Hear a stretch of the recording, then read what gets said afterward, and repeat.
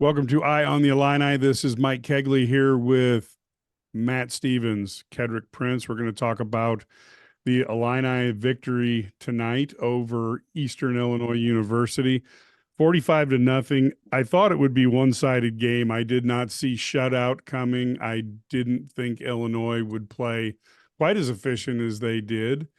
Matt, what were your general impressions there at Memorial Stadium? Obviously, you're an EIU grad. That doesn't affect how you cover the game, but nonetheless, it's nice trivia to throw out there. But what were your general thoughts on what you saw tonight? It's what a game like this ought to look like, right? I Yeah. mean, you play an FCS team, you give them a check, you got to win like this. Bielema has played two FCS teams at Illinois. They haven't scored a point. And I think that if, I know that they kind of got down the field a little bit on the third string Illini defense, but if they had played a first string rotation on defense, Mike, I don't think that EIU had any chance of putting any points on the board at all. We're moving the ball at all, quite frankly. So yeah, I think Aaron Henry had to hear, for however many months about how the defense played in 2023, rightfully so, I might add, but had to hear about it. And I think that they were really, really psyched and geeked about getting on the field, for the first time in 2024. And, look, I wrote about it in my column, Mike. I think there's a lot to be said for a game like this. I think it wasn't perfect, even though the score was a shutout. I think that Brett Bielema wanted it that way. They can teach off of this. And it wasn't perfect, but it was pretty competent. And when you have those two things, you have a lot of things going for you in a season opener where it's teams are, I say this about players, but teams are allowed to get better and they're encouraged by their coaches to do so. I think Illinois has a lot to build on with this. I also think, hey, we're all adults here. We're all big boys. I think we've all now outgrown the idea that Illinois is going to play vanilla or Team X is going to play vanilla in week one to not show anything to their week two opponent. By God, Illinois and Barry Lunny and Aaron Henry didn't do that. They threw a lot at Eastern, and we're all big boys. We're all adults. I think that's an outdated concept at this point. When you're in Illinois, when you're playing with 18 to 22-year-olds, you've got to get things on tape, either good or bad. You've got to get things figured out as to whether or not if something's going to be functional or not. And you've got to see it in game action. I think Illinois took this opportunity to see a lot of things in game action that they're going to want to do the rest of the year. And I think that you saw a lot of things that Illinois needs to improve on. Fundamentally, if they're to beat some big boys in the Big Ten, and they've got a big one in non-conference play coming up next week. We'll talk about that. But there's a lot of things to build on. There's a lot of things to correct. But there's a lot of things that I think that they checked a lot of boxes tonight. Of, hey, we did this well. We got this down. We're pretty damn constructive on this. We look pretty confident when we do that. And I think there's other things where they go, hey, we got to clean that up. Otherwise, if we keep doing that, we're going to get beat. So overall, I thought it was a pretty productive work day for Brett Bielema on a Thursday night. Ed, what were your thoughts? I think I wasn't surprised. I mean, I kind of, talked all, spring and summer. I think this offense has the potential to be really, really good. I kind of agree with Matt, so to speak. At first, I thought, are they going to show everything? But I don't know what's in the bag. But I thought, Barry Lunny called a really good game. I think, they ran the ball, they threw the ball really, really well. What Illinois needed to do today was to come out and show that they're going to compete. Granted, it was, no disrespect to Eastern Illinois and their opponent, but this is what should happen. And I didn't think in my mind, people were asking, texting me, are they going to score 70? Brett doesn't do that. He does not embarrass opponents like that. He's never going to try to put up 70 points like that. I think he's past that stage in his life. But, I was really, really encouraged with Luke Altmaier. The offensive line looked really, really good. I mean, the defense, granted, the Eastern, but if I had one knock, Matt mentioned things that they need to work on. To me, it's just the tackling. I guess if there was anything that I'm going to nitpick, but I'm sure the coaches will find something to talk about. Like he mentioned as well, we're going to talk about next week. But this was a good thing for the fans, the team, the media. I mean, I hope next week people get out to go, to watch the game or get to the game.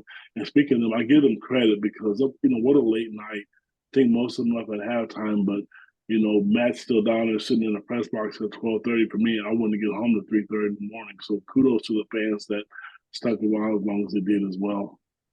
Yeah, that's a great point. And what a great way to get some momentum going into that Kansas game. There was none of this last second heroics. Thank goodness this was a taking a team apart. I'm looking at the team. We had the Illini had 244 yards of rushing, 242 yards of passing, 29 passing attempts, 42 rushing attempts. I think earlier in the game, it was darn close to 50-50.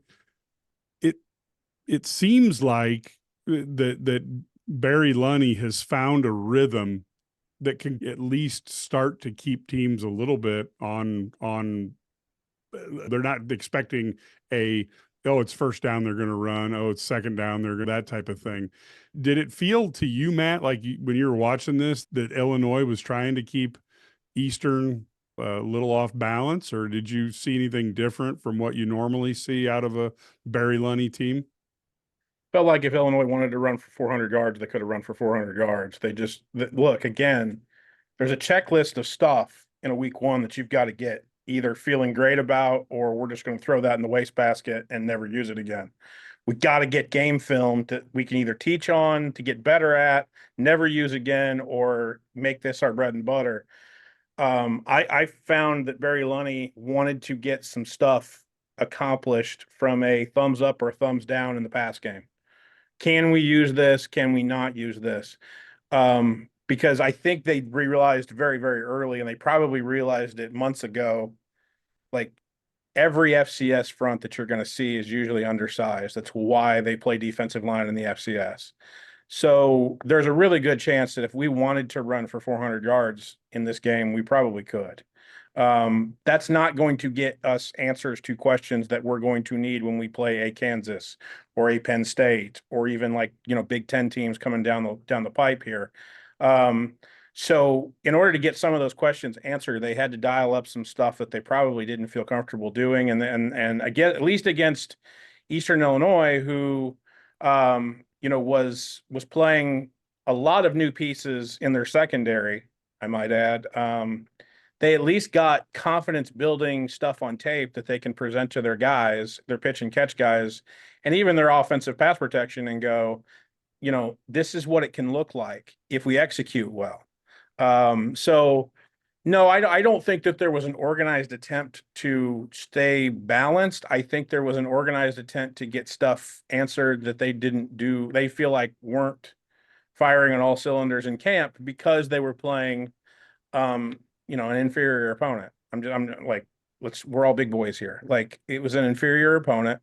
We need to get some confidence. We need to get stuff on tape, and we need to get correctable things that we can do. And like you saw with, it's the second and third string offense, but the tunnel screen that they're running with Jordan Anderson and Donovan Leary with the second team offensive line, that was a disaster.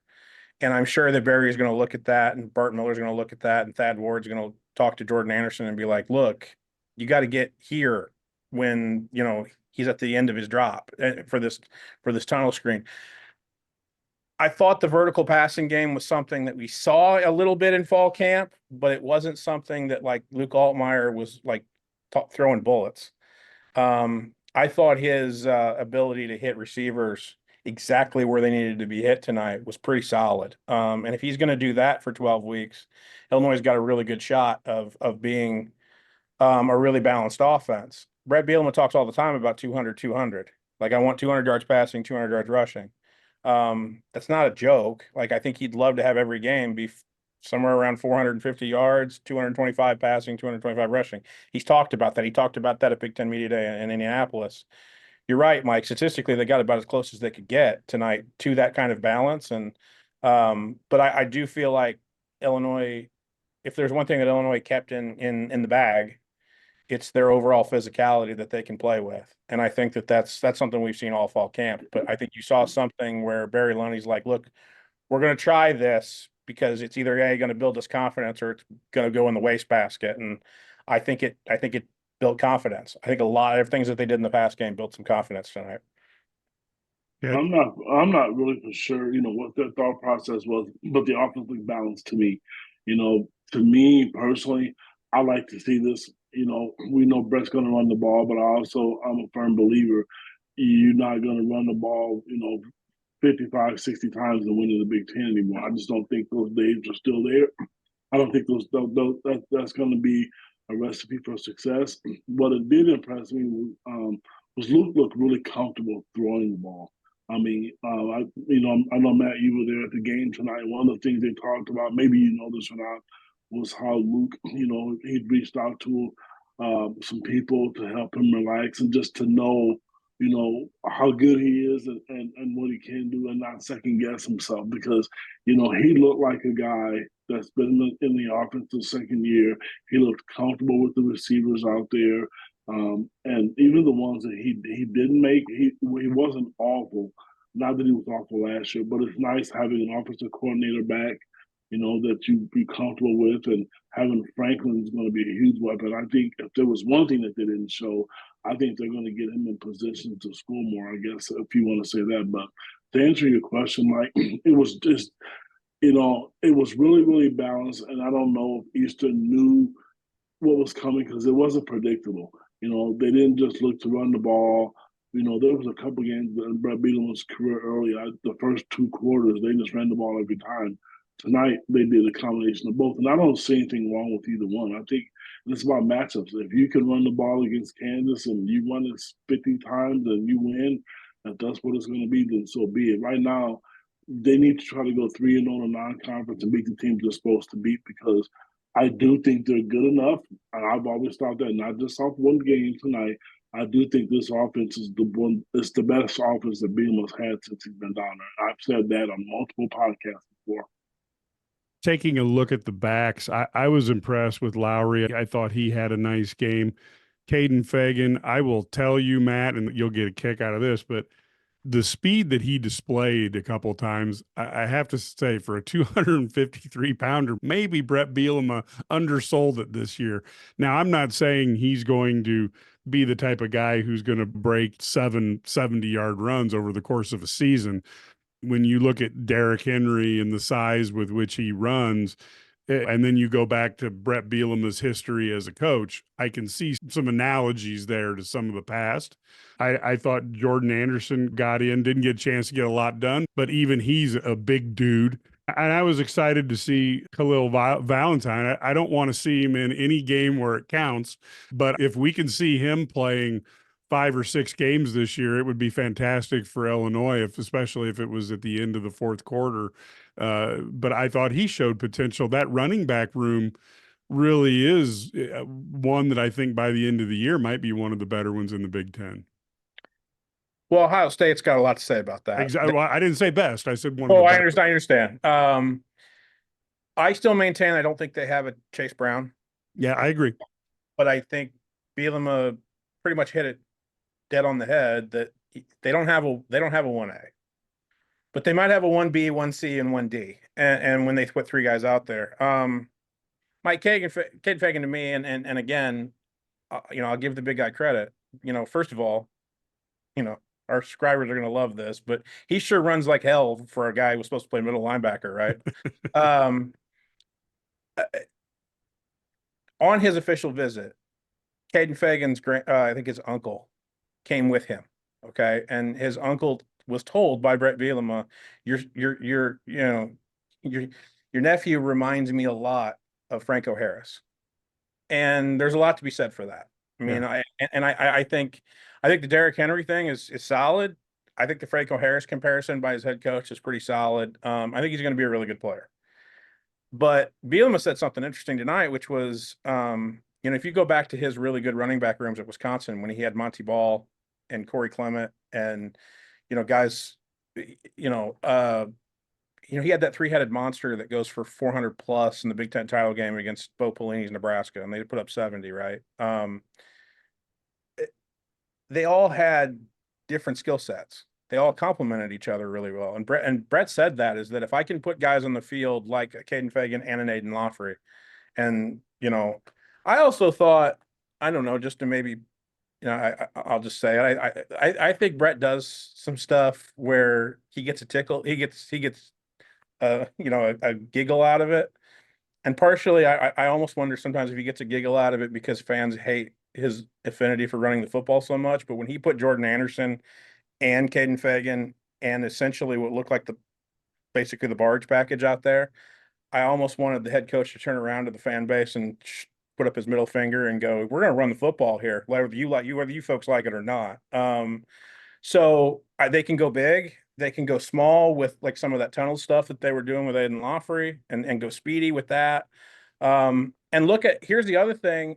Look, you don't want him doing it at 38-0, but Luke Altmaier can scoot too, folks. I mean, he's a really good athlete, and I think if they get him out on the perimeter, he can take off. And so you have a really good dynamic run game with a whole bunch of different options. And I don't think Barry and the boys showed what they can do from running in terms of running the football at all. If they held anything back, that was it. And so, yeah, I think this team has a chance to be one of the top running teams in the Big Ten.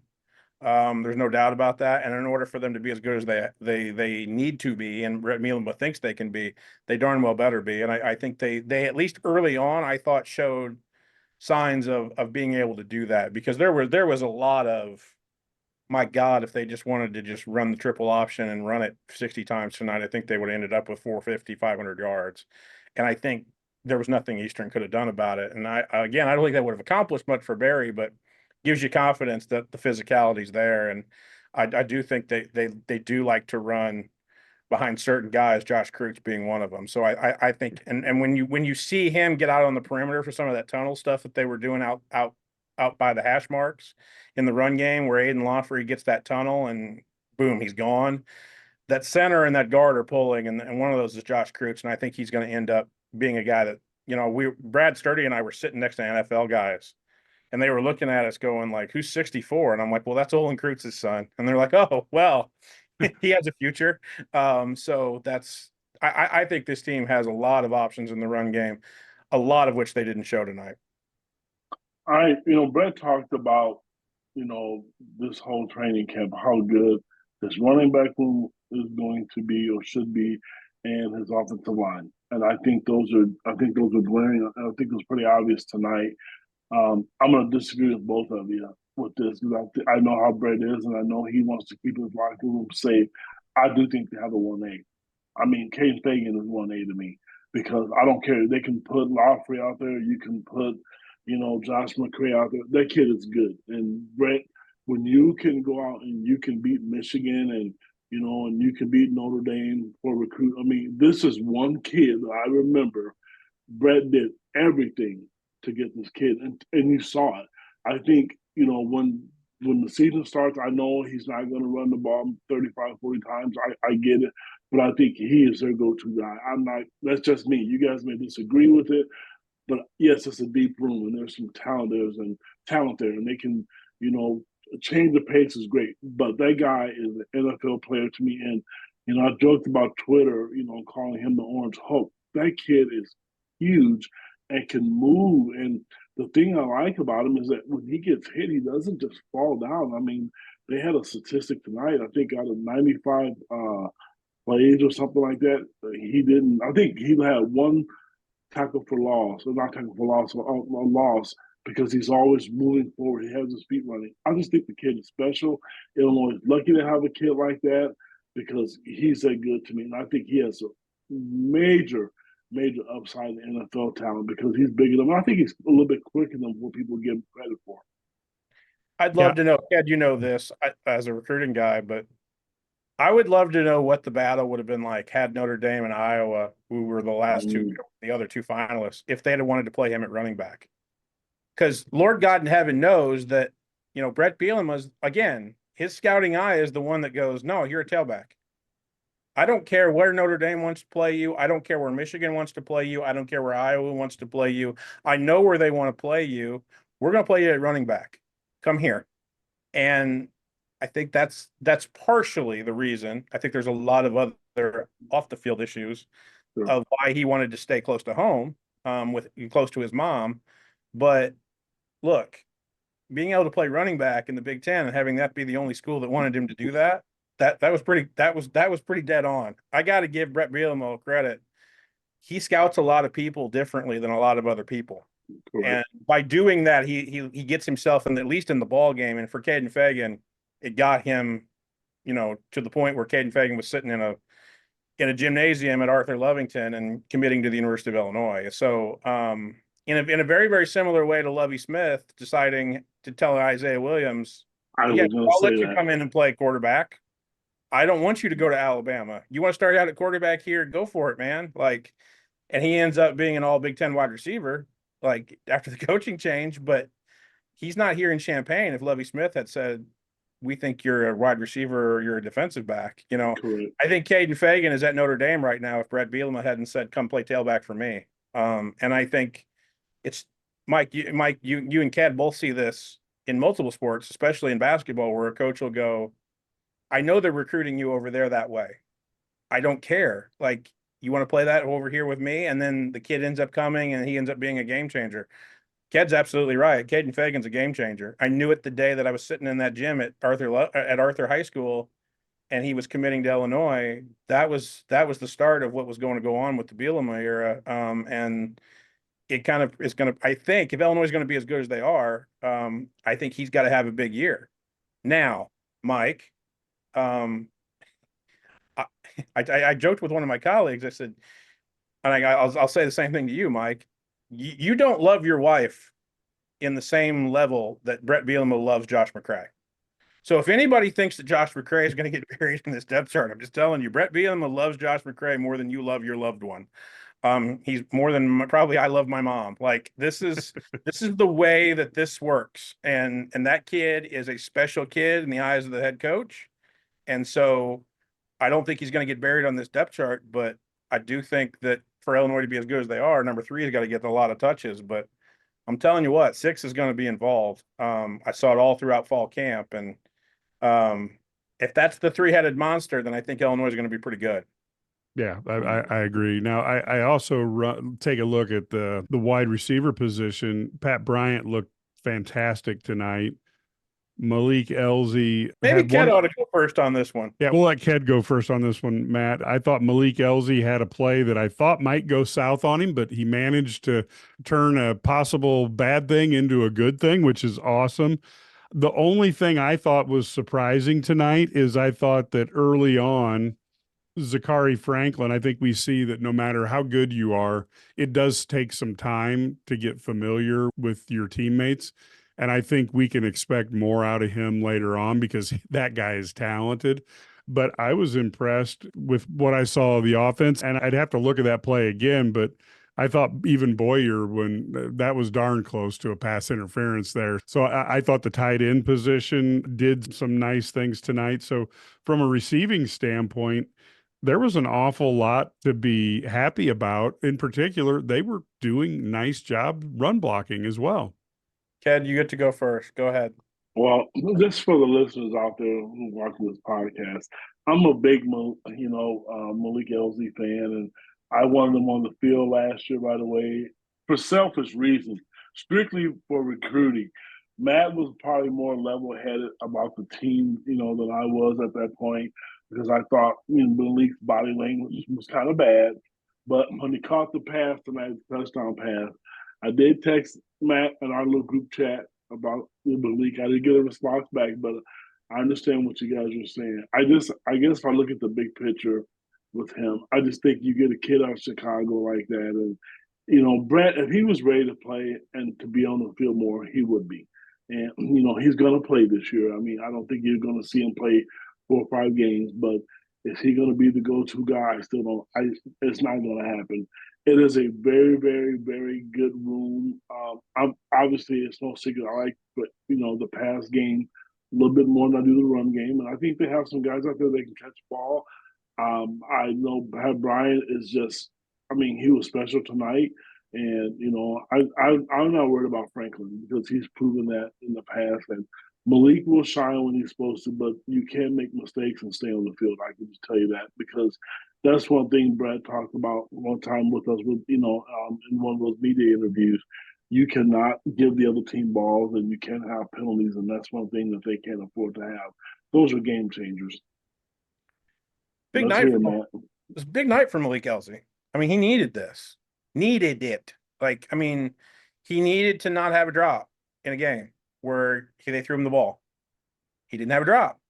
Now Mike's right.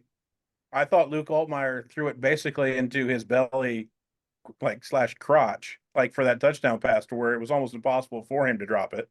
I thought the ball placement there was just perfect. But then again, Malik's got to hang on to it, and he did. Like I turned to one of our colleagues, and I was like, "Oh, he caught it! I'll be damned." Um, you know, it hasn't been easy for him, and he's had a lot of people in his ear, right? Maybe rightfully, maybe wrong. I don't know, saying, "Hey, this isn't the place for you." I know for a fact. So this is big for him. It was big for him to just again, Mike. When I talk about checking a box, Malik Elsie got some confidence tonight, and Malik Elsie got to put on tape things that he did well tonight. That's huge for him. I think he's going to be a really, really. I think he can be an all Big Ten receiver by the time he's a junior or a senior. I do. I don't think it's going to be this year, but I think this was huge for him tonight. I'm not worried about Sakari Franklin either because Luke Altmaier's not worried because he told us after the game as a media group, "Hey, Eastern did a lot to take away number 4." Like, I mean, honestly, like that was they decided that we were going to have to beat them with our slot guy and Pat Bryant. And so we beat them with our slot guy and Pat Bryant. I think Sakari Franklin's got enough, in the bank with Barry Lunny from a production standpoint that he's going to be a guy that they're going to try to get the football to. Luke almost was like apologetic that he didn't get a lot of touches tonight. And I mean, look, he's gonna have to make winning plays for you later on in life. But yeah, I thought, look, Mike, I thought Colin Dixon had a great night. And I've been talking about him all camp. I mean, I think that battle between him and Kenari Wilcher for the slot position is going to be an interesting horse race. Because look, Colin Dixon's done a hell of a job, not only in the spring, but also in preseason camp to close that gap. And if not, get a little bit further than Kenari Wilcher. And then I thought 7, Kenari Wilcher had a good night. It was a really good night for the slot guys. They blocked too. I mean, and then again, look, I'll say it again. Sturdy and I were sitting next to NFL scouts, several of them tonight. And they're like, Jesus, 13's really good. I mean, Pat Bryant's got a future, fellas. And I mean, he's going to end up going to the Senior Bowl in Mobile. I think he's got a chance, just like Casey Washington, to hear his name called in the NFL draft. I'm dead serious. I think that kid does everything right, and I thought it was telling that Brett Bielema comes in and he goes, guys, this wide receiver room, it's the best wide receiver room we've ever had here at Illinois since I've been here, and it's probably the best wide receiver room Illinois has had in quite some time. And he's not wrong. Like, and I think a lot of it has to do with, like, when you have a Colin Dixon, yeah, you can play him in the slot, but he's physical as hell. And you don't have to take him out when you want to run the football.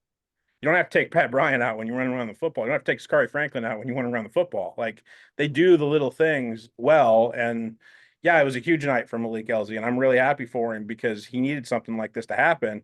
And I'm so interested to see how the season could go for him because I know how frustrating it was. Look, I'll just say it.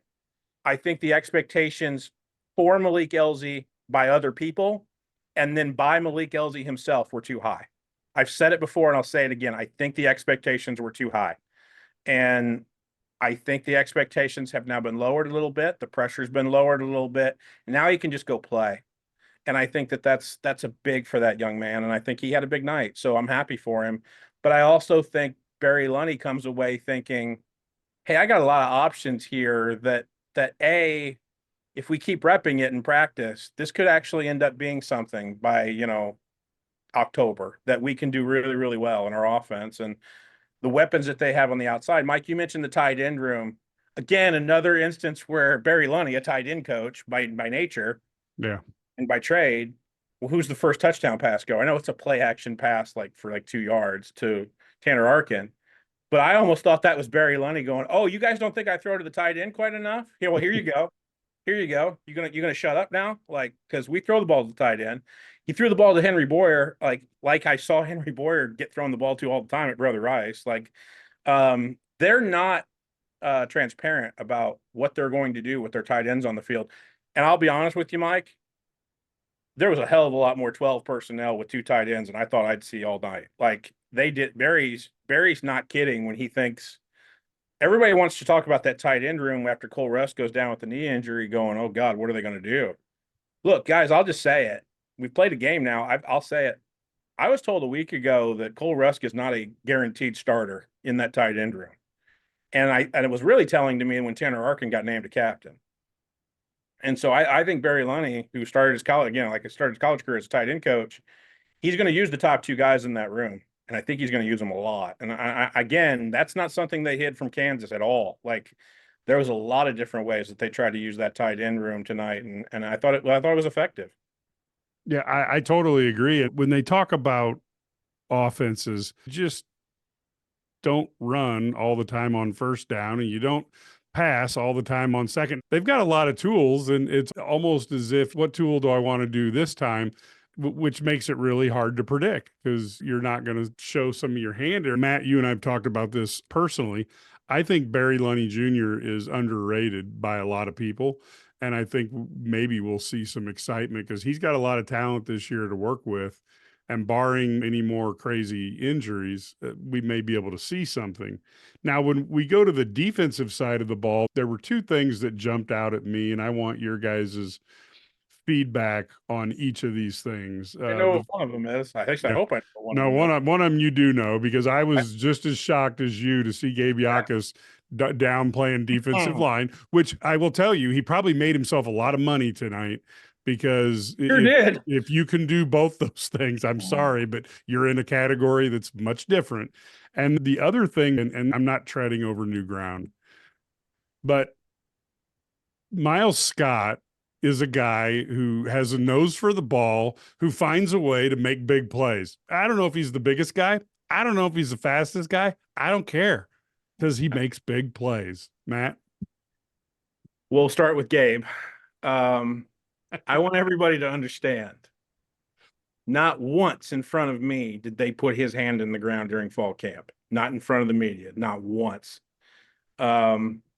So it's something that they either wanted to show Kansas because they're never going to do it again, or look, now that they've done it, okay, boy, that D-line room looks a hell of a lot better with 17 with his hand on the ground, doesn't it? Like, I mean, I can't imagine Terrence Jameson like every day coming in and going, "Hey, boss, like, you want to give me 17 yet? Like, what are we doing here?" Like, and look, you guys, we saw it last year when there were so many, and when Keith was out, they, at Maryland, suddenly Gabe Yakas has his hand in the ground. I mean, it's not foreign to him.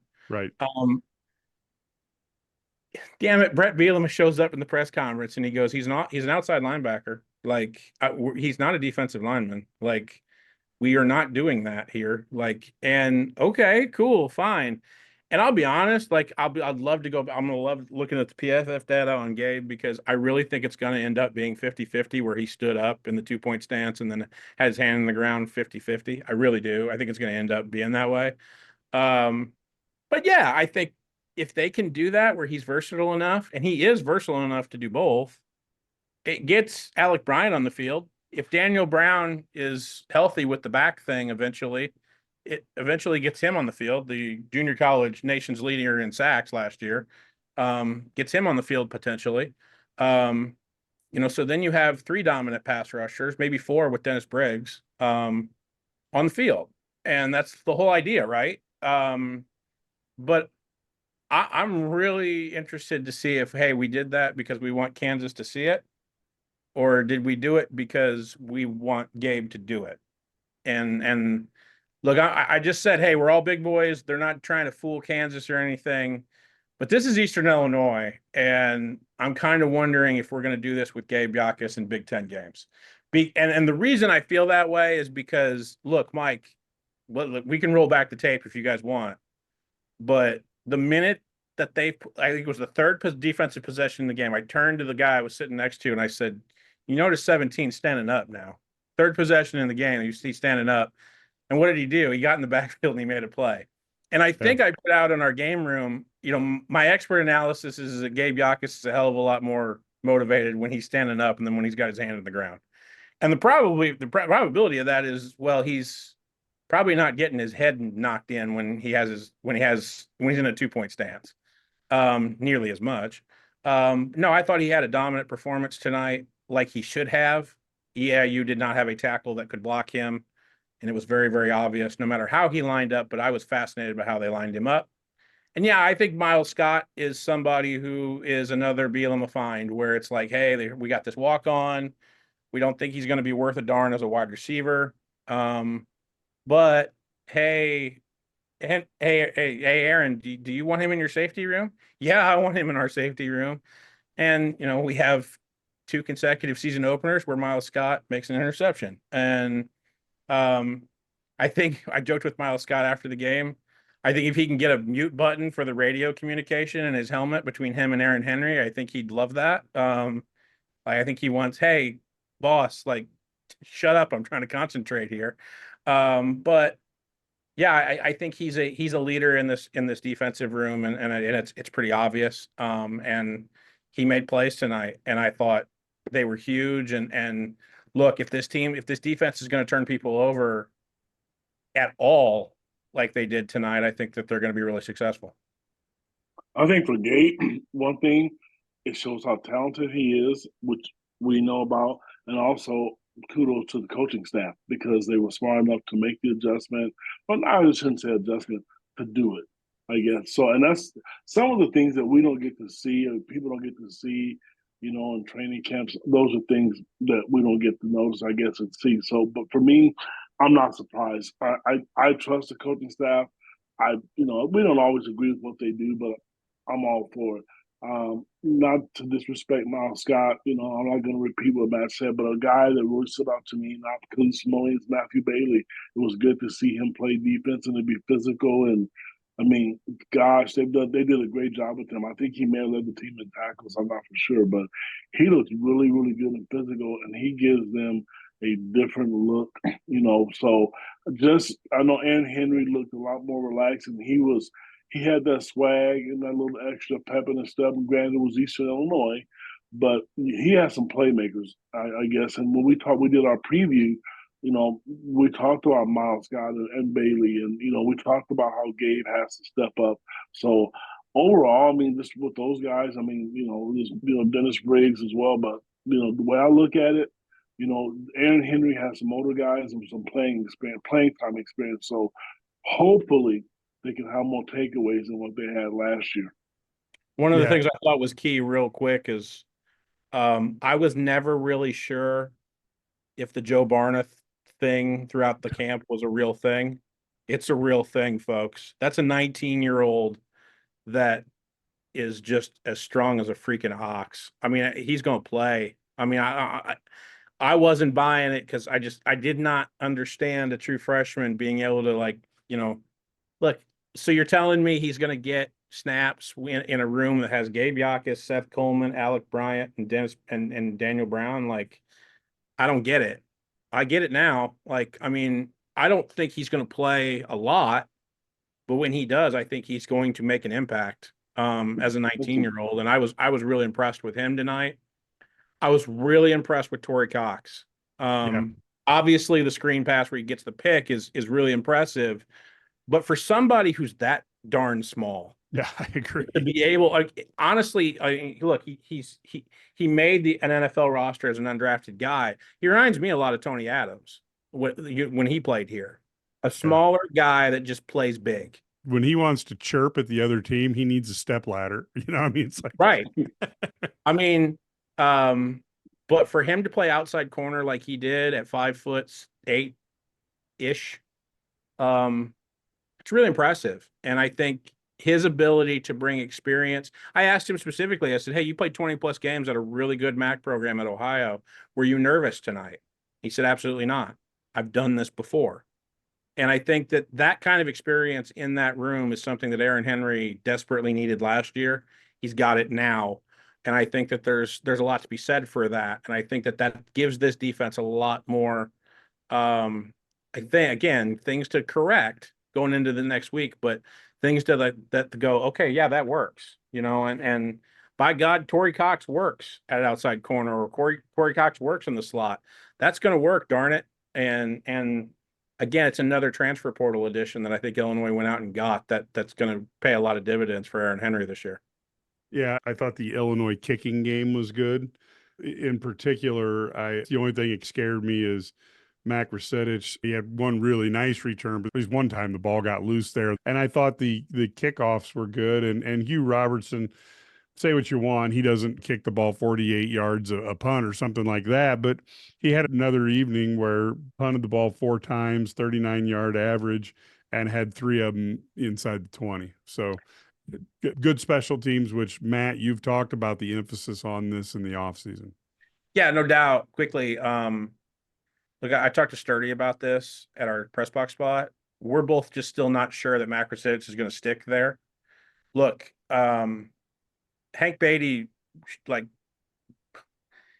he basically he never took his green jersey off, I think, throughout the entire camp, his non-contact jersey off throughout the entire camp. You saw him play with the second and third string on offense tonight, just to get some experience. But I do think that they're going to look at that as a possibility for Hank to be the punt returner, just because you need somebody who's securely going to be able to catch the football and not have you lose 8, 10, 15 yards because you didn't catch it and the ball. They're not worried about punt returns. They're not.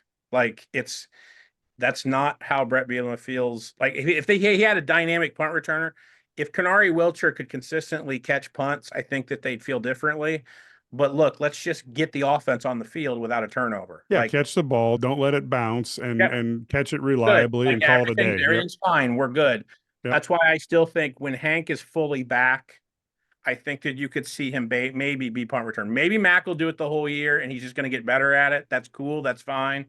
I don't have a problem either way. I'm just still skeptical of what we're doing there. The other thing I thought was in terms of punting, this is going to sound really geeky, but I think Hugh Robertson's figured out the wind at Memorial Stadium. And if I keep it below the wind, kind of like a Texas wedge type of thing, that might work out pretty well. And I thought the other thing was, now he kicked one out of bounds, which I still don't think went out of bounds. I think it curved around the pylon and went in the end zone, but okay, whatever. Their kickoff guy, the transfer from Texas A&M, who's from Spokane, Washington, who's a walk-on that they got, he can get the job done, darn it. And I mean, and it saves David Alano from having to do it. And so, again, I think Robbie Disher's got a lot of really cool things. Everything came to fruition for me. Like, Hank Beatty was back there on kick. Kenari Wilcher was back there on kick, and Caden Fagan was back there on kick as an up back. And I still think that's going to get used somehow, some way. I would be shocked if that's not something that they're doing. I'm not saying it's going to be a trick play, but if you want to punt a kickoff straight up in the air, guess what? Number 3 is going to catch it, and he's not going to fair catch it. So I still think that's a deal. But yeah, I thought special teams was pretty solid tonight. Just real briefly, just touch on the special teams. You don't want to hurt yourself. You want good field position. I know disrespect to Isaiah Williams last year. I mean, there was times when I was scared that he would drop a ball.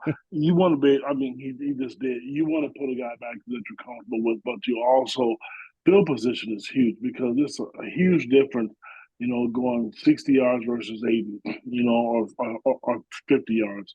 They just have to be special. I know special teams, but they can, Brett talked about that as well. I mean, like, he really has a good understanding of, like, just the little parts of the game. When you talk to some of the recruits, Brett is so involved, and sometimes the kids will tell you, hey, you know what? I remember talking, to David when he was being recruited, Alano. One of the things he said was, Coach knows a lot about special teams, and he's involved, and he has to say so. He'll break down to you why you can win games and in the first and second quarter. So, but I think that's what they want. They just want to be special and play complimentary football and not beat themselves. The one thing I do not want to see, I know we're talking special teams, the penalties drive me crazy. That is something that I really want to see them clean up. I just don't want to see them do stupid things that, bad times when it costs them drives because I know they're emotional, but catching the ball, not kicking it out of bounds, all that stuff matters to me in special teams. Well, if they just would line up on sides, I think we took care of the penalties thing tonight. Like, you know what I mean? Like, that's easily correctable. Like, Yeah. this isn't a 15-yard PI. This isn't a personal foul. I thought the penalties tonight were easily correctable. Hey, line up offside, line up on sides. Like, turn to the side judge and ask, am I on side? Like, turn around to the umpire and go, am I on side? Like, And they'll acknowledge it. yeah, this isn't hard to figure out, guys. Like, but it's a week one thing too. If there's ever a week one thing, it's getting 3 penalties because you lined up offsides on defense, like on your defensive line. So that is easily correctable. It's also something that Brett Bielema probably wanted to have happen because it's like, okay, we're gonna get this fixed. Like, I can fix this, like I know how to fix this. It's easy. For everybody that had disconfirmation in the game room tonight at IlliniGuys.com over the penalties, look, as long as they line up on sides, I think we're pretty good. So, yeah, I think fundamentally they played pretty solid. And then final round of question and kind of wrap up here. Next week, number 22, may even be a little higher ranked Kansas comes into town. I don't have any real illusions here. This is going to be a tough game for Illinois to win, playing an incredible offense. But I think Illinois' offense is better than people thought it would be. And again, I think the difference between a first-year defensive coordinator and a second-year defensive coordinator is big. And I think they have tried to plug a few holes and put in some additional talented players to try to fix a little bit of last year. The depth still isn't maybe where I would want it defensively, but could this have went any better, Matt, to put Illinois in a better position for the game? That doesn't mean they're going to win it, but if Brett Bielema was going to put out a plan for week one going into week two, no injuries, the offense plays well, and the defense pitches the shutout, I'm not certain he could pick anything better. IlliniGuys.com, I wrote my column that, this is a no-win situation when you play a FCS team in your Illinois. You're supposed to win. You're supposed to win big, and nobody's going to, pat you on the back and give you a cookie if you do it. But I thought Illinois found a lot of ways to come out with wins, personal wins in this game that set you up to have correctable items and confidence building moments for the most important game that Brett Bielema will have ever coached at the University of Illinois at Urbana-Champaign. Look, I know Illinois is going to be an underdog at home next week when Kansas comes to town. Illinois got to win that football game. I feel like Illinois has to win that football game. I do feel like it's a bellwether game for the 2024 season.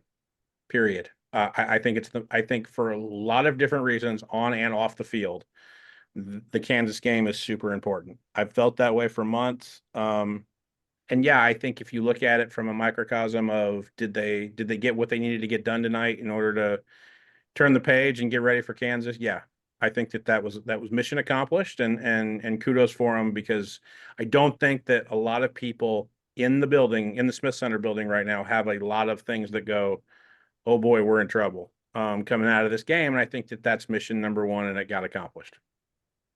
I concur. I'm going to tell you, this is his biggest, in my opinion, non-conference game. They need to be Kansas. They're underdogs. They should be Kansas. Every year, Illinois has a game where they get the fans excited. I remember the North Carolina game was almost a sellout. It was a letdown. They went to UTSA, went down there and got blown out. They always find a way to lose games. If you want to be different and you want to be better and you want to prove to people that you've turned the corner, This is a home game. You went to Kansas last year. They were blown out. The score didn't show that, but they were blown out. Illinois looked slow compared to Kansas. I want to see the athleticism on the field. I know people will be excited to be there. There'll be a lot of hype surrounding the game because of them being ranked and the coaches. There's a lot of history with the coaches in Illinois, which because Josh Whitman chose Brett Bielema, so they're not going to talk about that. I know he's going to be asked about it during a press conference, and he won't touch it. But this is a really big game because not only just for non-conference and the fans, and when you go through the season, look at their schedule, and they have 5 wins, and you think, okay, where's the 6th one going to come from? Win this game and don't put yourself in that situation. Gentlemen, thanks for coming on. We are obviously recording this later in the evening so people can hopefully download this in their drive time on Friday, and maybe we've gotten the opportunity to talk to you as you prepare for work. We appreciate you inviting us into your room. Of course, we will have other Eye on the Illini's coming. We are going to be doing one on Monday evening with a Kansas reporter, so we'll get an idea of just what's coming to town. It certainly looks like an offensive juggernaut, but we will see if that assessment is correct or not. And of course, we will have other Eye on the Illini's coming. And of course, you go to IlliniGuys.com, 27 cents a day. You can join our community where you get the stories ahead of time in the message boards. You can actually talk with Matt or Ked or Larry or Brad or even myself and go back and forth on our ideas. So we would love to have you there.